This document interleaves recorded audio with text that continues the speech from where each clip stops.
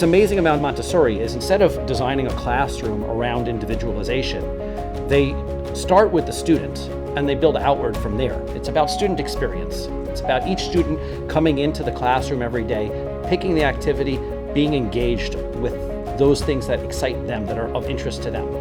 One of the core principles of Montessori education is an individualized approach to education.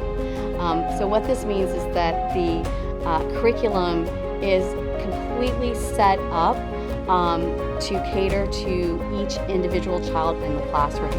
So our teachers do not teach to the full group the vast majority of the time.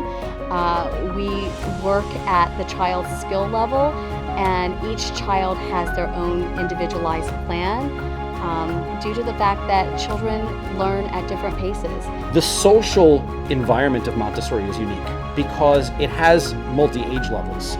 So students who are younger get used to the idea of viewing older students as their helpers, students that can help them learn and understand their environment, and students that are older have developed the derech eretz, the caring for the students who are younger. They help them out, they work together with them, and they're proud of themselves that they can share the learning experiences that they already have mastered and transfer those skills on to others. In the Montessori classroom, you will see hands-on multi-sensory materials set up on shelves in a logical sequence. The different areas of the classroom are practical life, sensorial, language, and cultural studies. I think that the Montessori kids are very well prepared for the future because Montessori really puts a focus and a premium on learning life skills. So it's about how to learn, how to engage with your environment, and how to have interactions with others. Prior to Montessori moving into Eitz Chaim, my older boy was in the same Montessori program at the Bayit, and we just saw wonderful growth. We started incorporating some Montessori elements at home, and we just saw growth in his love of learning and his independence. So it just seemed like a natural fit now that it moved over to Eitz Chaim. In a Montessori classroom, you will see an uninterrupted work cycle or activity cycle. What you won't see is all children doing math for a 30-minute block time or language for a 30-minute block of time. What children gain from having such an extended work cycle is that, one, they're able to do really very large works.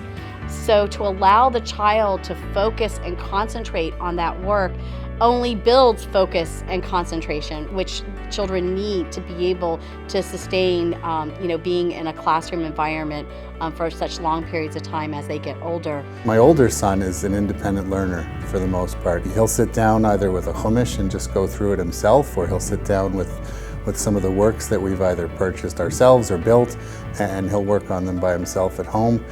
In terms of his math proficiency, he comes home proud that he knows all the squares from 1 to 9, and very surprised that he can do multiplication at grade 1, so it's been wonderful. Many people think that children in a Montessori classroom get complete freedom and they're able to do whatever they want to do in the classroom, and that's actually not true. The children have a lot of freedom. They have freedom in what they choose to do, how they choose it, who they work with.